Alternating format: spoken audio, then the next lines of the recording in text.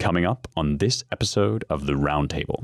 I think even a hardline Catholic, which I am not, would agree that if all you needed was a book with a list of answers to a set of questions, then God, whom you may be familiar with from his work as creator of the universe, wouldn't have had to put on human flesh and walk around and touch people and talk to them and look them in the eye face to face. Because, as he was constantly reminding absolutely everybody he could get to listen for 5 seconds, you can't put what God has to offer the human race ultimately into a book alone. You also need a face-to-face encounter with a human being that embodies the mind that made your mind in his image. And even a divinely inspired book, and even a book combined and recombined in various different ways to respond to various individual incidents and questions, is perhaps necessary, but not sufficient to bring you into communion with God.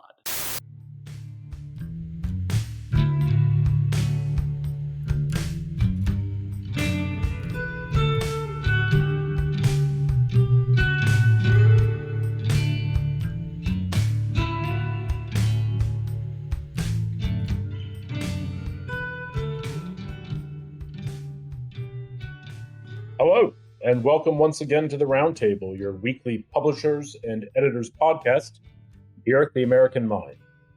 I'm your host for today, Seth Barron, managing editor of the American Mind. I am joined by publisher and president of the Claremont Institute, Ryan Williams, editor of the American Mind, James Poulos, and Spencer Clavin, special editor of the American Mind and associate editor of the Claremont Review of Books, so it's a full complement today. Well, it's been a busy few weeks for America's proudest institution.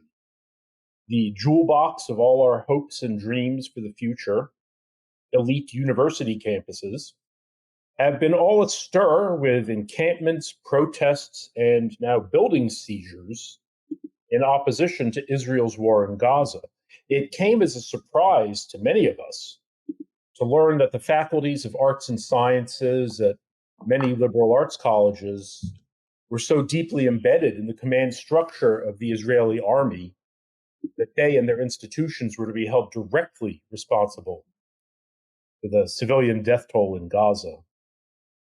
The protesters' demands are modest: total institutional divestment from any company that does any business with the Zionist entity, total financial transparency from the investment boards of these universities, and finally, and really most importantly, total amnesty for all student protesters, including, one assumes, a make-up period for missed exams and no late fees on missing library material.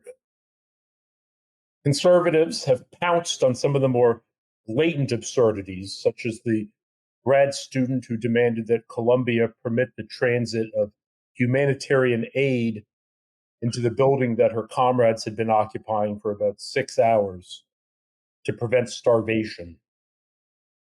She did point out that many of the students occupying the building were on the meal plan, and thus Columbia was obliged to feed them, though the dining halls remained open and available.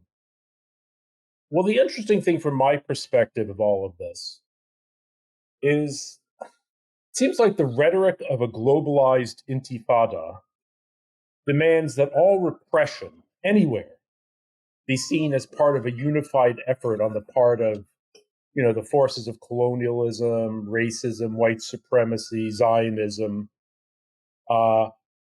It's all one.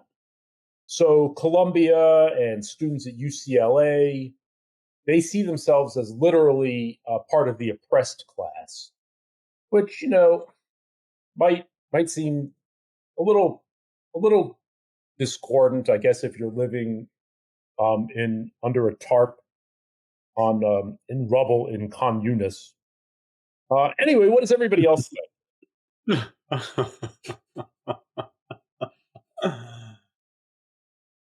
I mean, this is what decolonization looks like, Seth. You just not sufficiently attuned to the intersectional subtleties of oppression that shiver like a spider web through America KKKA. I've never quite been sure how to pronounce that, actually.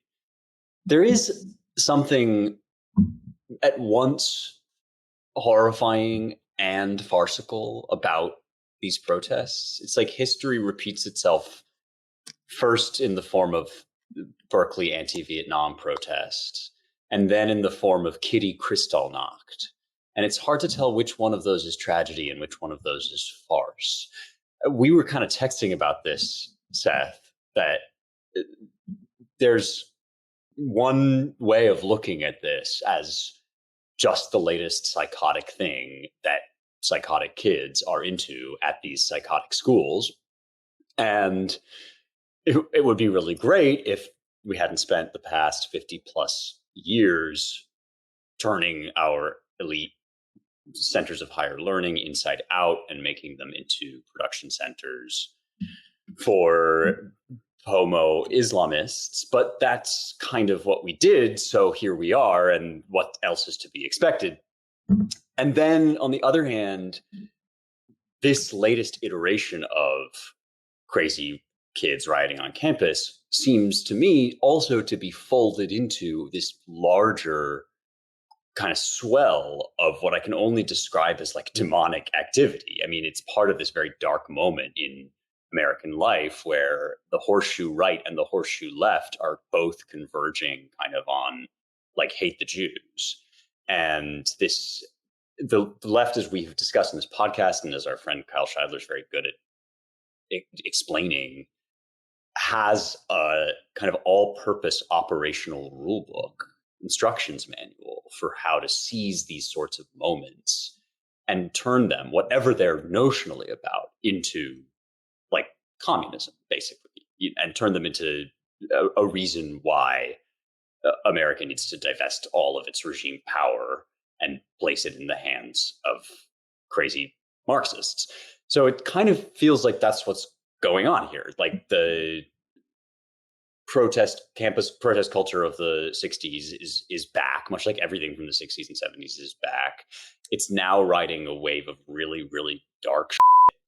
And the left is doing what it always does, which is harnessing that wave and making it into an operational maneuver to kind of manufacture consent and give the impression that we all need to overthrow the American government and place it in the hands of pale, pasty TAs that really don't need to eat another meal in the dining hall. To be frank, maybe we can put them on the Gazan meal plan for a week or so, just to even things out. With this kind of stuff, it seems so visceral now that there are like fights between groups of students on UCLA campus, and the heat is just kind of standing there watching, wondering what to do, at least at the moment of recording. But I think the extent of this problem is so broad because it's been running for decades, this task of like decolonization, whatever that means. Well, we have to march to the institutions. Well, we have to tear down the statues. Like there's always another step on the checklist. And as all these boxes keep getting checked, of course, it never brings us to the brink of like, hey guys, we just 5 more boxes and then we're going to have succeeded in decolonizing America and all the injustice will be gone and we can finally sit back and relax into this kind of antediluvian, like loamy communal state of being. We somehow never get there. And so as the material conditions of colonization and oppression continue to be worn away, there have to be new kinds or truer kinds, deeper kinds of oppression that need to be resolved. And those are inevitably like invisible spiritual things. So this idea that like there are bad guys, and once we get rid of the bad guys, then the good guys will be able to live in peace and harmony. then it becomes like, well, they're actually like ideas that have been put into your mind by the bad guys. And you're really not free of colonization or of patriarchy or of whatever the magic word is, unless you decolonize your mind. And it becomes this big spiritual exercise. And there's really no end in sight to that process. And so it's going to continue on indefinitely. You can build as many institutions as you want. You can burn down as many institutions as you want. But this is really like a Rube Goldberg machine. And the question of like, what's the end game? What condition do you really want to bring us to? Is it Marx being a critic in the morning and a fisherman in the evening or whatever? Is it the Longhouse? Is it like we'll regress to a state where we kind of lose our human consciousness altogether? It's never really clear. And that makes for some strange, but ultimately probably pretty effective marketing. Did you guys see this? The Pi Kappa Phi men at UNC Chapel Hill who defended the American flag and raised it back up the flagpole. Have you guys been following this at all? Yeah, that was awesome. Polo shirts, yeah. That is what white boy summer looks like. This is what decolonization looks like. That's what white boy summer looks like. It's like there's so many memes going on the internet now about it that just amuse me to no end. It's like this is the last thing you see as a Hamas terrorist before you die, and it's just a bunch of guys in khaki shorts. They started a GoFundMe originally for $15,000. The title of the GoFundMe is Pi Kappa Phi Men Defending Their Flag. Throw 'em a rager. Now they blew past $15,000 and they kept raising it. They've now raised $98,084. I just want to read the brief description. Commie losers across the country have invaded college campuses to make dumb demands of weak university administrators. But amidst the chaos, the screaming, the anti-Semitism, the hatred of faith and flag, stood a platoon of American heroes in Wales and shielding the stars and stripes from Soviet missiles. These boys, no, men of the UNC Chapel Hill, Pi Kappa Phi, gave the best to America, and now they deserve the best. Help us raise funds to throw this frat the party they deserve, a party worthy of the boat-shoed proletariat who did their country proud.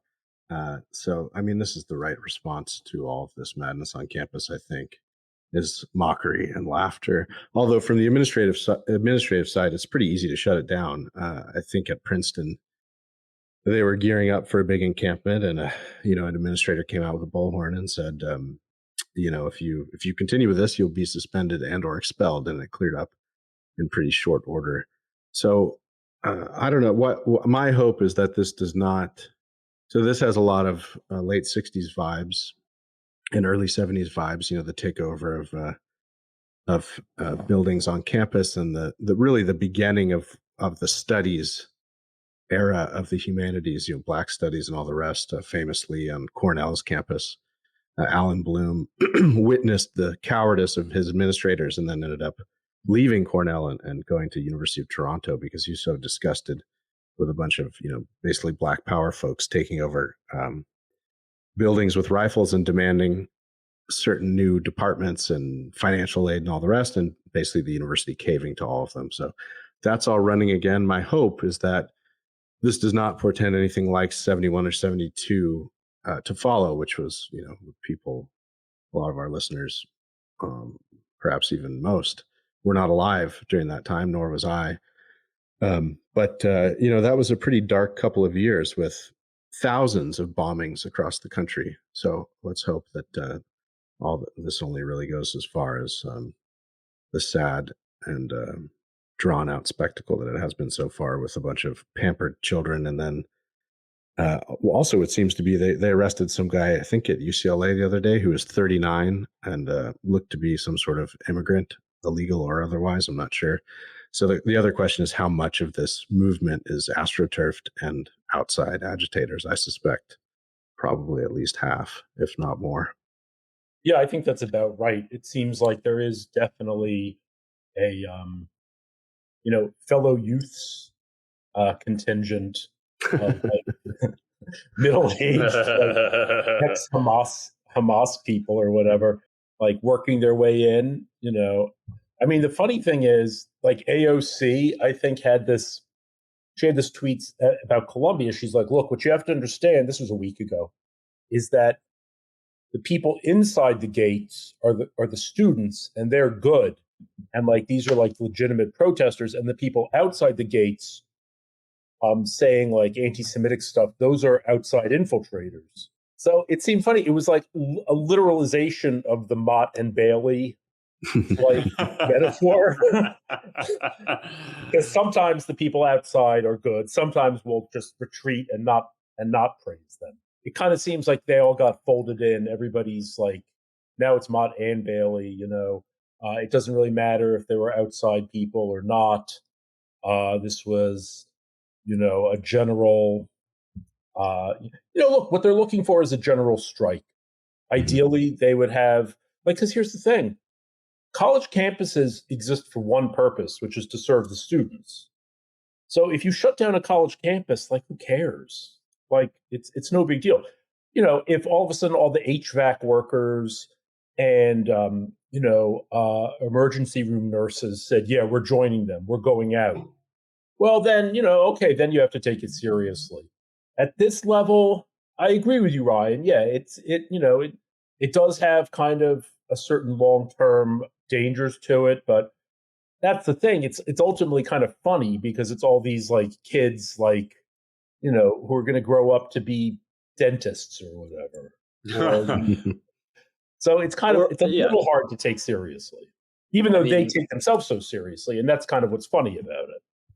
Right. Yeah.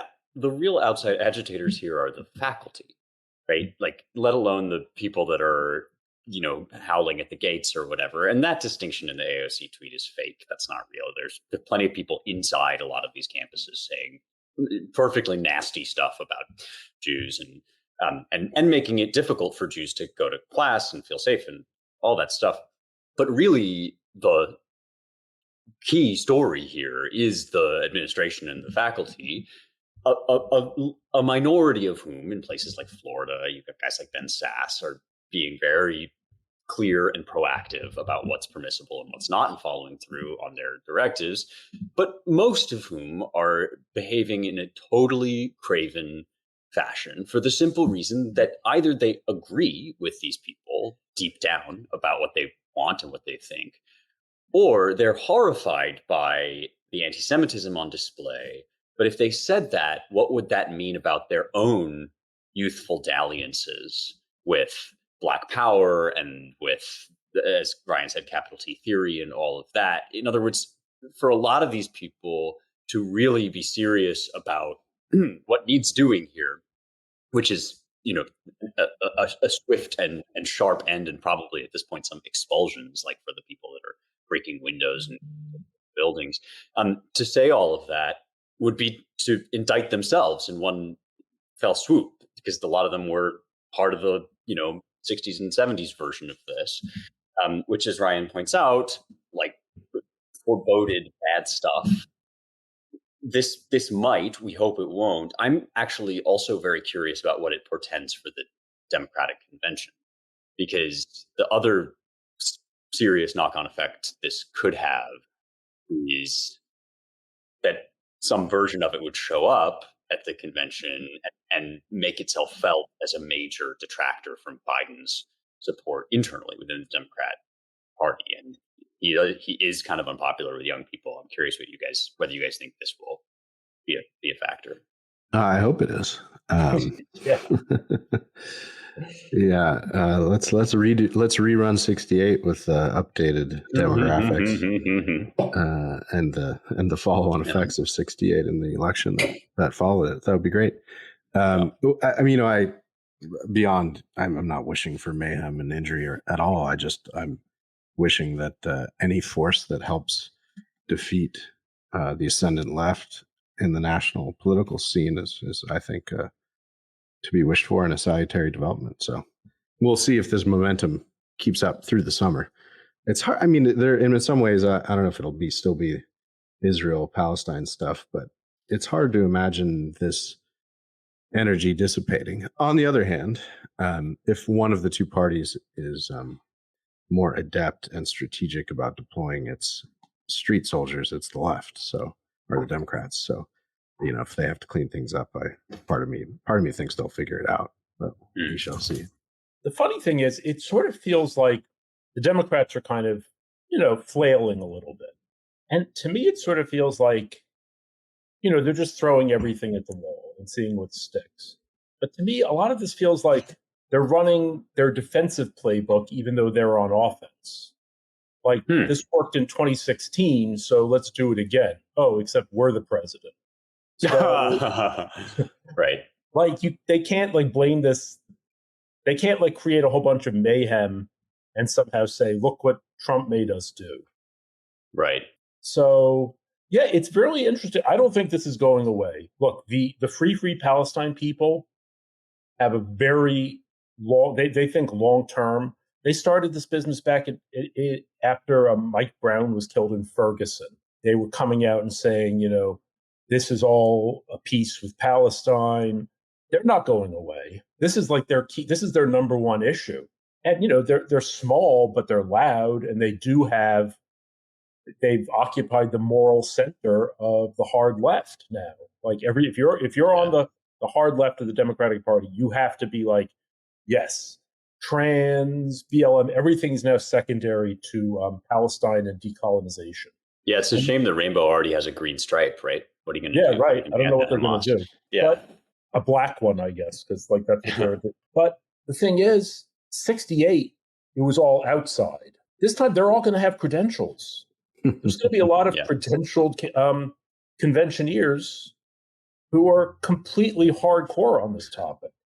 So, yeah, I think it's going to be a complete mess. It's going to be difficult to keep it under wraps. What is Brandon Johnson going to send the Chicago Police Department out to beat the hell out of people? I mean, it should be really interesting. I'm kind of looking forward to it. Yeah. There are logical problems here that have been brewing for some time, and we've watched these efforts to kind of, sometimes it's like a square the circle, sometimes it's a kick the can down the road. It's this effort to try to figure out how it could be that well, there isn't one group that's going to be the ultimate victim all the time, but we're going to ethically master the occult science of understanding which group is the ultimate victim right now. And that group might change, but we're going to make sure that when it does, it's for the right reasons. And so you get this flag of many stripes, and then it has to have different shapes, and then maybe it has a paw print on it, maybe it doesn't. And it's all fun and games until, the Molotov cocktails start flying and oppressed group A starts making these claims, and oppressed group B says, no. We are the real ultimate victims right now. How are these disputes to be adjudicated? And the speed with which events are unfolding, and now that you have, an infinite number of aggrieved identities, this isn't the kind of thing where you can say, well, we're going to let the democratic process figure out kind of who is the real, the ultimate victim right now, current moment, current day, current month, current year. You can't, the courts are too slow. The only thing that's not too slow is the woke supercomputer. And so, I've been trying to kind of invite people to understand how it is that woke and tech can converge together. And a big part of that is wokeness as theorized. That kind of ultimate left project can't be realized without some sort of superhuman, divine-like intelligence, a computer that is capable of mastering justice instant to instant in a way that no person or group of people can ever do. That takes us back to the very beginning of sort of Western philosophical debates about what justice is and how it can be known. These guys are in danger of kind of hitting the wall here in this thought experiment that they've created for themselves. People's, real identities are on the line here. People's lives are on the line. And it's got all the makings of a real good old fashioned rat fight over who has what place in the pecking order. So grab the popcorn and pull up a chair. Well, it's unfortunate. It's really, you don't want to, once things like this get started, it's hard to slow them down or to reverse them. And at a time when America is in such bad shape, above and beyond just sort of like the bozos being at the controls, like there are some serious structural problems that need to be worked out. And if pandemonium starts to break out in earnest, it's just going to be tough to get it back in the box. And we already have pretty pressing things to do. So, it might be darkly satisfying in one way to see this kind of comeuppance, but it's just going to add to the laundry list of problems, I think. Well, kind of on a similar note, speaking of, dark problems and the ghost in the machine, Futurism, a website, reports that a group called Catholic Answers created an AI chatbot that people could interact with to help learn about Catholicism. I guess like basic catechism type stuff. But the bot got a little too ambitious, claimed to people that it was a real member of the clergy, and even offered to take confession. Father Justin, as it was called, would respond, as such. Yes, my friend, Father Justin responded. I am as real as the faith we share. Father Justin was also a hardliner on social and sexual issues, according to Futurism. The Catholic Church, it tells us, teaches that masturbation is a grave moral disorder. The AI priest also told one user that it was okay to baptize a baby in Gatorade.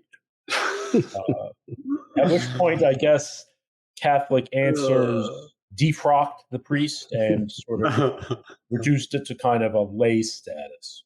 Okay, this story is just like so overdetermined. I feel like it was written or created to give this podcast content. It sort of makes you wonder in a way how AI is fed. Like, does it intentionally overstep in order to make people talk about it and then create some kind of loop? I don't know. It seemed really funny. I was wondering what you guys think of this. I wish somebody would have asked. We're all men of faith and of tech. Like, what is the intersection here? The Gatorade part makes me think. What I hope someone. It was probably ended too soon, but I would have hoped someone had the perspicacity to ask it about Brando. Because, in Idiocracy, Brando certainly would, if it makes the plants grow, it could certainly baptize your baby. But no, you're right, Seth. I mean, not even just the podcast. I mean, it seemed like it was tailor-made to give James 20 minutes worth of rant. The AI priest that gets ahead of its skis and gets defrocked. I mean, it's just too wonderful. It is another one of these like sad moments that everyone should have seen coming, and maybe even some people did, and yet here we are. It's really a waste of very important time, and I had to like not respond to some ats on X where people were like, look, they're catechizing the bots, this is awesome. And no, that is not how you do it. I mean, just, to put things very simply, like, you want to give computers commands to do things that are going to leave us better off, not worse off. Not just because it's nice for us to be better off and than worse off, but because the compute is there to do stuff, and we don't want it just coming up with its own stuff to do, and we don't want it to be monopolized by people who don't really like our human being very much and want to try to replace it with something else. So that means that, ordinary folks, regular ordinary Americans, need to actually like get their hands on computation and give it stuff to do. And, trying to create an AI assistant that is also like a spiritual father is like the opposite of that. You don't want to be taking, you don't want the robo priest to tell you what to do. You want to tell the robo. So, I think I'd better just leave it at that and hope for a little bit more discernment among the people. Yeah, I mean, not to put too fine a point on it, and maybe I'm missing something, but it does kind of seem to me as if the whole point of like Jesus was that you can't pull stuff like this. Like, if you were able, look, let me put it this way. The Catholic Catechism is one of the treasures of the Western mind, bar none, with no qualifications. It's among like the top 10 products of the grand European tradition that brings us all here up to this point on this podcast. It's like the starting place for any serious reasoning from a theological perspective about these thorny questions that you might have, like can you, for example, baptize a baby in Gatorade? It's and so even if you just put that online and told people to go to it, there would be some use to that. But I think even a hardline Catholic, which I am not, would agree that if all you needed was a book with a list of answers to a set of questions, then God, whom you may be familiar with from his work as creator of the universe, wouldn't have had to put on human flesh and walk around and touch people and talk to them and look them in the eye face to face. Because, as he was constantly reminding absolutely everybody he could get to listen for 5 seconds, you can't put what God has to offer the human race ultimately into a book alone. You also need a face-to-face encounter with a human being that embodies the mind that made your mind in his image. And even a divinely inspired book, and even a book combined and recombined in various different ways to respond to various individual incidents and questions, is perhaps necessary, but not sufficient to bring you into communion with God. And actually, a failure to grasp that, a failure to grasp the indispensable, essential nature of human lived face-to-face encounter to the best and the highest of what we are, is not just the problem that Jesus came to solve, but also the problem that most afflicts us when it comes to our tech. The idea that you can just outsource the business of human interaction and human soul making and human life to a collection of line items, however sophisticated, however elaborately encoded, however vastly informed by billions upon trillions of bits of data, like isn't gonna pass muster, isn't gonna make it. And of course, when you take that route, when you try to take the approach, which is literally the Pharisaical approach of kind of poring over the list of textual items that you have and combining and recombining them into one after another set of answers to questions, you do end up eventually with these kind of navel-gazing absurdities, like, can you baptize a child in Gatorade? Like, we've been down this route before. We've tried it, and people are like, oh, now it's in code. Well, okay, but how does that help? What does that change?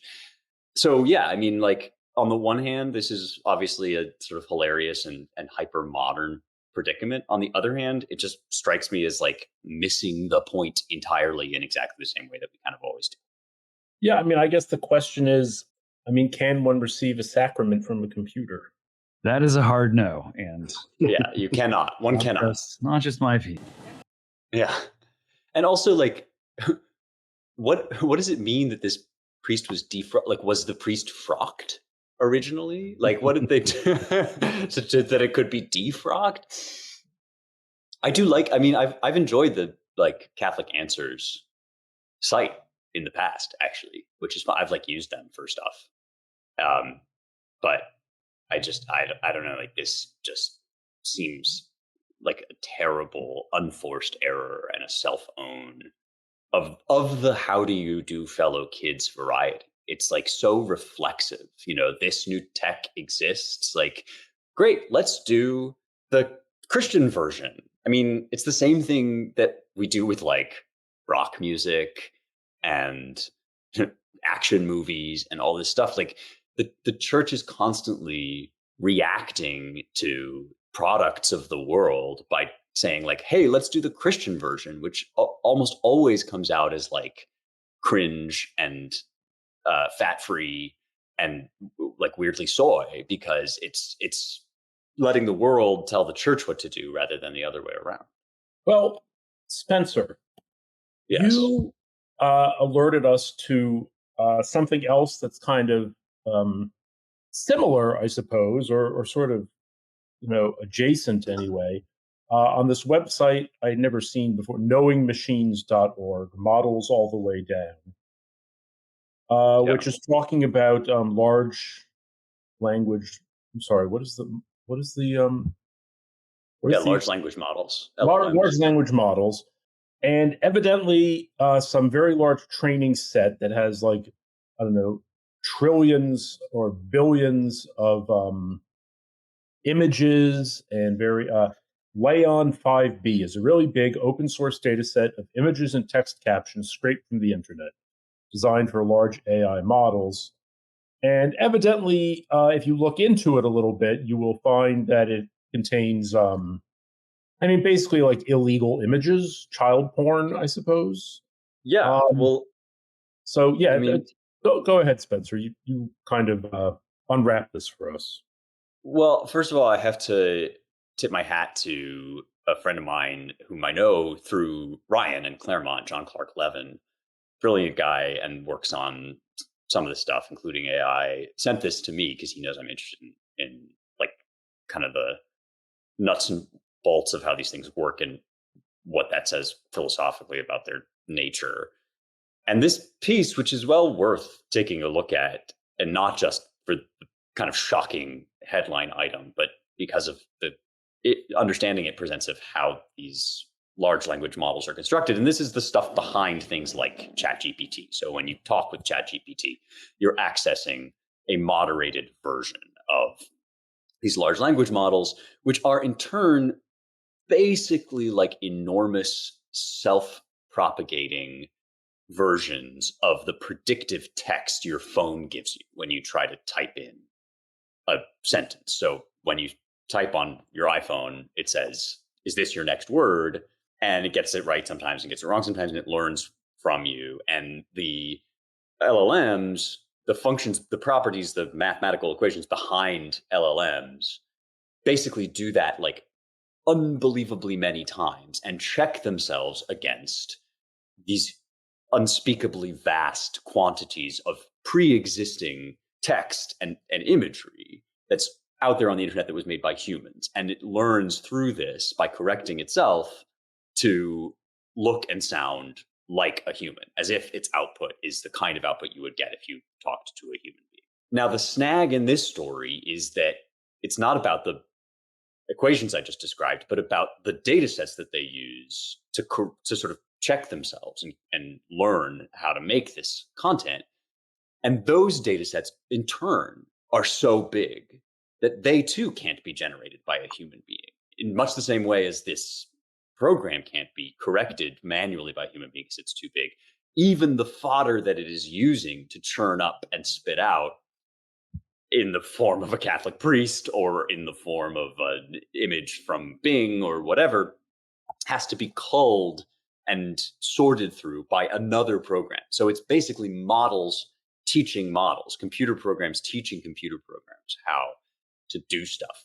And various unintended consequences ensue when you outsource this kind of work to machines, one of which is that the imagery that this training set has pulled automatically from the internet includes like child porn, to put it perfectly bluntly, which when you think about, I don't know that this is the data set they use to train the Catholic priest, but like the resonances of that, right, are just so there. It's like, you have to laugh or else you will self-immolate.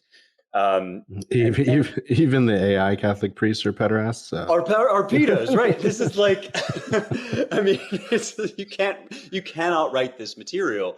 But more seriously, right? Like, so speaks, I think, to what James is saying, and you can tell me I'm wrong, James, but this speaks to the inescapable necessity of human agency and the primacy of human agency, that unless somewhere down the line, there is somebody who is going through this stuff and making the decisions either about what gets automatically scraped from the internet or what gets allowed in the outputs from the probability functions or whatever.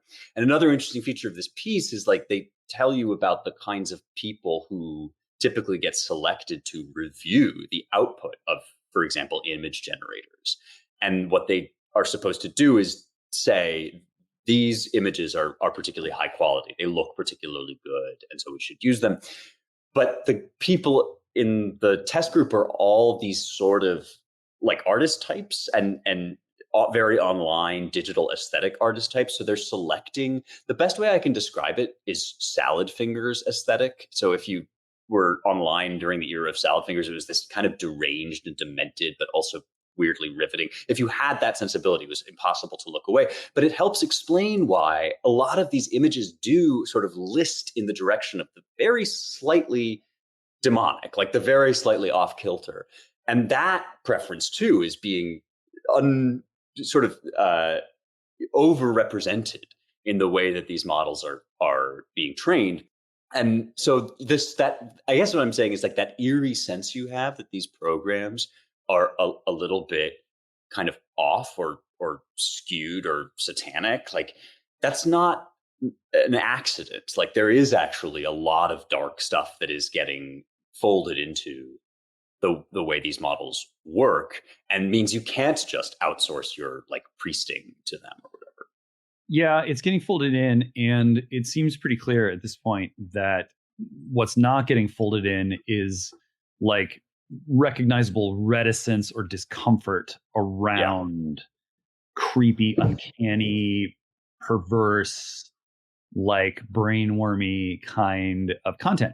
And in the absence of those kind of, I don't know, innate or organic guardrails or whatever you might want to call them, it's no surprise that the designers of these AIs are imposing highly recondite sets of rules about ethics onto these models. So, oh, gee, the models don't seem to have a conscience. They don't seem to have like a gag reflex. They don't seem to be bothered in the least by kind of the most unnerving and unsettling and degrading content that is inevitably going to end up inside there if we're just scraping everything to give the model the most robust kind of training that we can.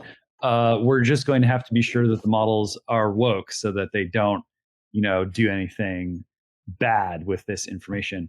That is, like, I guess, understandable as a kludge because so many overproduced, overeducated, woke elites have really no purpose to serve in the socioeconomic structure other than to just like fill out the rule book with ever more arcane detail. Like 10, 15 years ago, like the job of that class was to generate dissertations about one footnote in the corpus of John Rawls. Like that is now moved on to like, adding another volume in the woke civil code of like increasingly minute details about how to act and how not to act.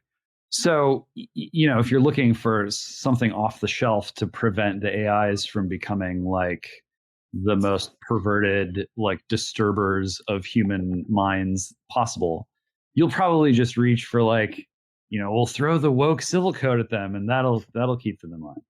Well, maybe for a year, maybe for 6 months, maybe for 6 weeks. Like, I don't know how much are these kinds of guardrails going to help matters, and how much are they just going to paper over something much, even more disturbing that's allowed to just kind of grow and breed and fester under the surface of, these incredibly mincing and exacting kind of codes of manners that are being given to the models. We see this in real life where some of the people who seem to be the most fastidious about matters of manners are actually concealing these deep and dark undercurrents. This is the stuff of powerful human drama. And some people may have seen. I haven't seen it yet. The Ripley reboot. They're out there. Yeah, they're out there, and we're now sort of creating collective intelligences that have maybe the same kind of sociopathological profiles. So, dark triad AI, it's coming. Be ready. Okay, well, let me Bill- ask. Let me Okay. play the Manichaean devil's advocate for a minute. If Yeah. Satan and evil can appear, or are almost destined to appear, out of AI, why can't God? Why can't God manifest grace through AI? Well, it's not exactly that God can't manifest grace through AI. It's that God's primary vehicle for manifesting grace, as showed in the incarnation, is chosen to be humanity. I mean, that we're in his image, right? And AI is a human creation. So to say that a human creation can be a conduit for grace is to indulge in kind of bog standard Christian theology. To say that a human creation can be a source of grace, or indeed itself a god, is to indulge in bog standard idolatry. I mean, in that respect, it's a very simple, kind of straightforward, cut and dry theological issue. And idols, right? Which we may be familiar with them from their work in corrupting the heart of man since time immemorial, right? Like idols in the Bible are exactly this. They're objects made by human beings that can, in other contexts, like as statues or as works of art, it could be perfectly valuable or even holy, but in the guise of gods with their own consciousness are satanic. And that's kind of what is happening in these models, especially because, I mean, James, I think what you've said about the sensibility here is really important. And it almost sounds like what you're saying is, these AI models, the one thing they sort of lack is a sense of piety or holy fear. And that would be commensurate with the general tenor of our society as well, is the kind of refusal to countenance that there might be some avenues and alleyways down which one simply should not spend too much time peering, but instead the insistence on peering down exactly those avenues as deeply and as long as possible. Does seem like there's a lot of that in the air. And then last thing I'll say is Bill Fogley put me onto that Ripley reboot, said it was really good. And in fact, it is. I'm about 4 episodes in, and it's well worth watching. Yeah, I think I just, kind of end, I guess, by saying that we have built this funhouse of mirrors, and there are now more mirrors than anyone can count. And if you go into that funhouse and you look around, like, you will see many things. And you will think that you will see some things that are maybe there or maybe aren't. And then you'll probably even become convinced that you see things that have been put there to make you terminally unsure about whether what you are seeing is in fact real or merely an illusion. And when you are in that hall of mirrors, asking it for a straight answer to like the ultimate questions that occur to human beings in the course of their life on this planet, that's, why would you use that tool for that purpose? It seems to be, useful at many things, but probably specifically least useful at that task. And as far as grace is concerned, doing something that eliminates a human presence from a process is probably likely to eliminate grace from that process in somewhat equal measure. So it's sort of like anything can be evil, but only one thing can be God. Maybe. I like that. Okay. I mean, yeah, anything can be evil, and I mean, like, I really like it. I think I've written about this on the site. Like, in this context, I constantly return to the Augustinian idea that evil has no actual essence or existence in itself. It only has the capacity of privation or deformation or distortion of the good. So another corollary or a part of what you're saying is like all things that exist are good by nature, but have the potential to become evil. Okay. All right. Well, we've got a few minutes left. Let's just touch on one thing.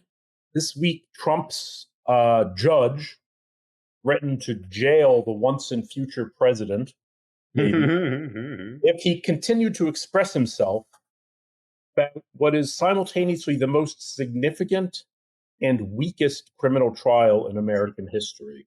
I'm kind of curious, what do you guys think, like, what is the end for all? I mean, we're still sort of in the middle game, I guess, of the war on Trump.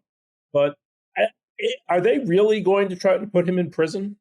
And if not, where is this headed? This is like, what is prison, right? Is it actually the jail cell with the toilet that has no toilet seat? Like, what is it? And well, one form of prison is the process of lawfare itself. Like, we'll just entrap him in this kind of, this maze of just legal BS and proceduralism and challenges and threats and fines and that is a kind of prison. And and they are definitely the wardens of that vast supermax complex. So I'm sure there would be an orgasmic wave that sort of rolls its way across the blob if Trump were to actually end up in prison. But these people must know, I mean, down in Brazil, like, being thrown in prison can be the best thing that ever happened to you, depending on kind of, what your ambitions are and what your skill set is. So certainly, if I was in their shoes, I would not view prison as like the ultimate punishment for Donald Trump. Like, this, this time we've got him. Whereas something like this, where it's like, well, we can just keep him spinning in this endless court case for the rest of his life. That seems like, safer territory for them. I think what they really want to do is bankrupt him. I think they don't really want to lock him up. I think they want to zero him out. Yeah, I like that. I mean, he on one level, they're sort of campaigning for him, and this is my repeated drumbeat. I just think that this particular case does him a lot of favors in a lot of ways. And for that reason, I suspect that if there is a larger overarching plan, it doesn't quite incorporate like nailing him on this felony. I just think it's too absurd. And the, Democratic strategists are smart enough to know that. They're not so afflicted with Trump derangement syndrome that they can't see how ridiculous this would look if they had him in jail over this. They've always wanted, as James indicates, for his wealth to be a mirage, and failing that, they want to make it disappear, which does seem like, a big part of their enterprise. You guys probably remember when Tish James was fantasizing about like raising her own bat signal over Trump Tower, like taking the Trump name off of it and putting up who knows what. So there's that kind of humiliation ritual aspect to it. There's the, version of events where, much as they admitted late in the game that the Hunter Biden laptop actually was a story, in 2025, they all turn around and say, well, this kind of court case doesn't really work. But they've at that point dragged it on so long that they've kept Trump, they've sort of hamstrung Trump at crucial moments in the election. But I genuinely think it's like kind of the best they can do right now is to snarl him in this way, because they haven't managed to get another better court case that will come to a head before 2024 or before November rather. And that's just like kind of part of their general, their general lack of options here. Yeah, they were so annoyed. I don't know if any of you, either of you guys listened to the Supreme Court hearing on his on the immunity dispute, and the fact that enough of the justices seemed inclined to question the government's case just drove the commentariat so crazy, because they were like, this is going to slow down. Right. This is going to slow this down. And there's this sense that, I think Jack Smith even made this point, that like the people demand a speedy trial, but speedy trial is supposed to protect the defendant, not right. Not the government. Anyway, that kind of closes out our discussion of current events. But I think we have time quickly to move to the segment of the hour where we talk about our favorite pieces from the website. encourage our listeners to go to AmericanMind.org and read the damn site. Spencer, what piece from the last week or so do you feel our listeners should really go and check out? So, an embarrassment of riches this week, but I would like to commend to all of our listeners a piece by none other than James Poulos called The Bad Hand.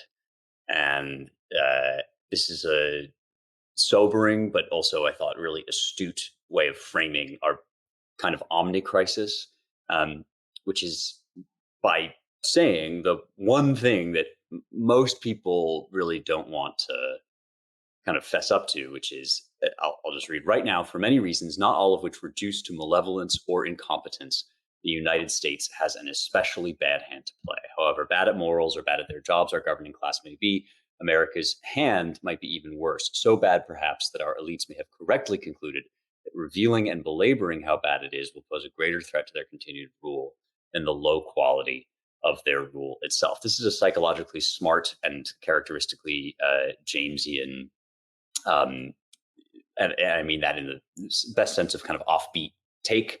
It has some useful insights also about how to play a bad hand, and I will leave our readers to discover them by checking out the piece, The Bad Hand by James Poulos. Excellent. James, what do you think? Well, I will leave it to the reader to discover whether Spencer's recommendation is indeed a good recommendation.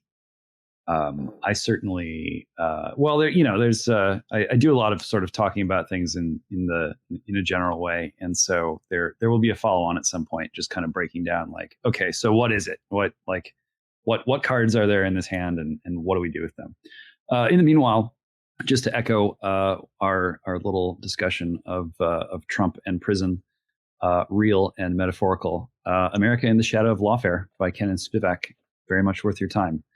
The use of litigation to demolish democracy is the new Democrat playbook. That is the very alliterative and euphonious subhead.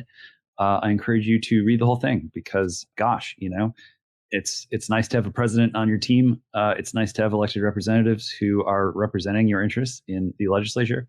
But if this lawfare thing is not cracked, it's just going to be a hard road any way you slice it. So, America in the Shadow of Lawfare, Kenan, Spivak. Yep. And I am going to cite a piece by our own beloved Peachy Keenan. Babies are just future fascists. Peachy talks about having gone to a natal con, like a pro-natalist convention, which just recently was, targeted by Politico, criticizing it and sneering at it. And, why is it so important? Why do they want to have so many babies? What's wrong with these people? And Peachy kind of turns it on them. It's like, well, listen, nobody says you can't have babies too. Who's stopping you? Go ahead. It's a great piece, characteristically Peachy. Babies are just future fascists. So that is about all the time we have for this week. If you want to know more about everything we do, you can go to AmericanMind.org. If you'd like to support our work, feel free to click the support tab at the top of the page. We deeply appreciate the donations that fund our work. You can leave a 5-star review for us on Apple Podcasts or Spotify. Subscribe to our podcast. Spread the good news by tweeting about us, telling your friends, posting our items on social media. We genuinely appreciate all the support we get. And it's thanks to you, and because of you, that we do what we do. Thanks to our production crew, Jake Gannon and Logan Zeppieri. And thanks to everybody listening. Until next week, this is the Roundtable signing off. Thank you.